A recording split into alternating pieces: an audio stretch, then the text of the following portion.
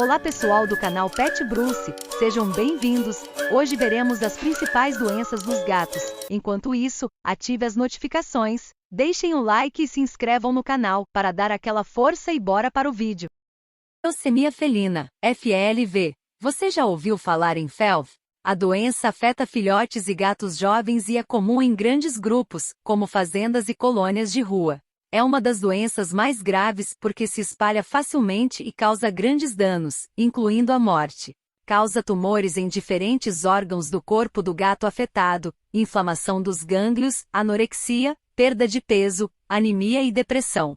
Esta é uma doença viral que se espalha através do contato com fluidos corporais, por exemplo, as brigas de gatos podem fazer com que as feridas sangrem, pois limpam e lambem e acabam em contato com os fluidos corporais de outros gatos. Se eles compartilham uma caixa de areia, eles também podem ser expostos à urina e fezes de outros gatos. Uma mãe infectada pode transmitir o vírus através do leite materno ao amamentar seu bebê, bem como muitas outras formas de transmissão por contato com líquidos. A melhor forma de prevenir esta doença é vacinar-se e evitar que o seu gatinho entre em contato com outros animais que já estejam doentes. Imunodeficiência felina FIV. Você já ouviu falar em FIV? É chamado de cat assist. A transmissão do FIV se dá basicamente pelo contato com o sangue, quando os gatos são mordidos ou arranhados por um gato portador do vírus, geralmente durante brigas e reprodução. Os gatos infectados também podem transmiti-lo aos seus gatinhos através da placenta ou através da amamentação. Os sintomas que tornam os proprietários suspeitos da doença incluem supressão absoluta do sistema imunológico e doença secundária oportunista. Essas doenças secundárias são muitas vezes as que levam à morte do gato doente. Os especialistas ainda não encontraram uma vacina eficaz, mas alguns gatos desenvolvem resistência à doença através do contato com gatos que já estão doentes. É muito importante saber que o FIV só é transmitido entre gatos e não para humanos ou outros animais. Você já ouviu falar em PIF? Peritonite infecciosa, PIF. Neste caso, o vírus que causa a doença é um coronavírus que afeta mais gatos jovens e idosos. Pode ser transmitida pela placenta ou pelo contato direto e contínuo com secreções orais e respiratórias. O vírus é eliminado pela saliva, urina e fezes. É mais comum em criadores, assentamentos de rua e muitos outros lugares onde os gatos vivem. Os sintomas incluem febre, anorexia, aumento do volume abdominal e acúmulo de líquido no abdômen. Isso acontece porque o vírus ataca os glóbulos brancos, causando inflamação do revestimento do tórax e da cavidade peritoneal. Infelizmente ainda não há cura para PIF.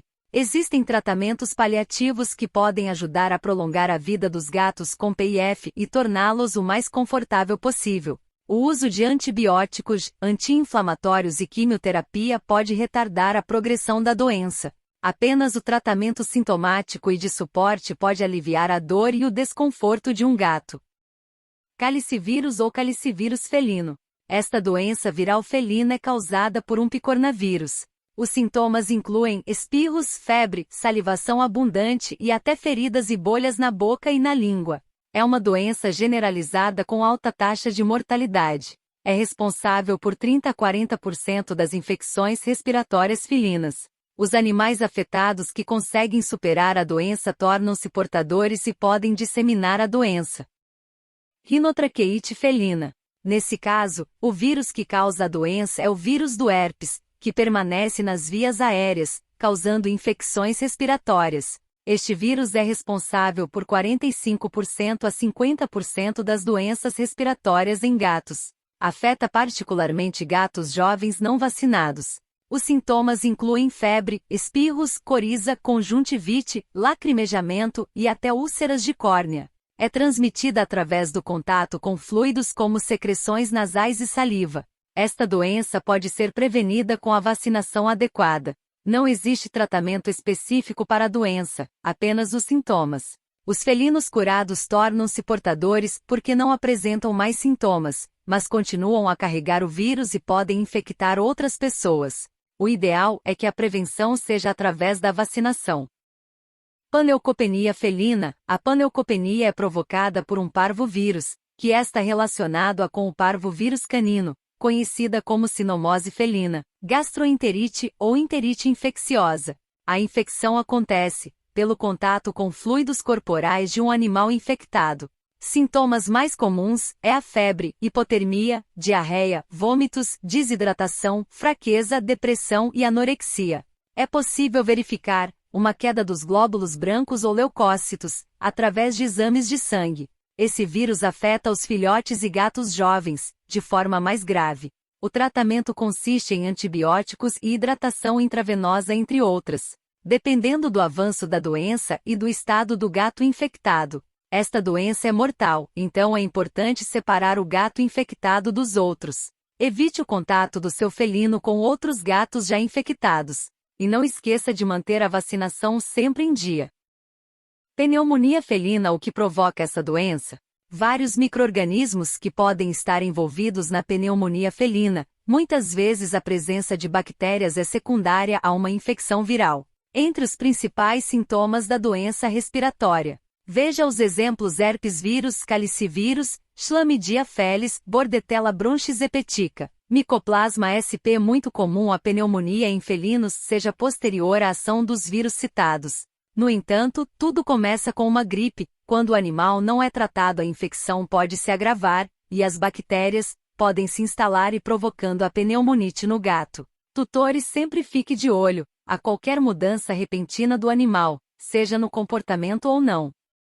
Tosse seca, respiração ofegante e com boca aberta, secreção ocular, secreção nasal, opatia, febre, perda de peso, odor do hálito e perda do apetite. Ao apresentar esse sintoma, leve ao veterinário imediatamente, melhor será as chances de recuperação do seu pet. Como é feito o tratamento? É importante saber que essa doença é muito séria, não de remédio caseiro em hipótese alguma. O animal deve ser examinado por um profissional. O diagnóstico define o tratamento correto. O animal recebe antibidecoterapia e pode ser adotado o uso de anti-inflamatórios e mucolíticos, em alguns casos. É também adotado o uso de estimulantes de apetite. Se tiver desidratado, é feita a internação para receber fluidoterapia. Se tiver secreção nasal intensa, o uso de nebulização, e o tutor terá que ter muito cuidado, pois há um componente usado em inalação humana que pode levar esse felino a óbito. Siga exatamente o que o veterinário prescreveu. O tratamento é longo e deve ser feito até o final para evitar que a doença volte. Se você gostou das dicas, deixe o like e se inscreva no canal.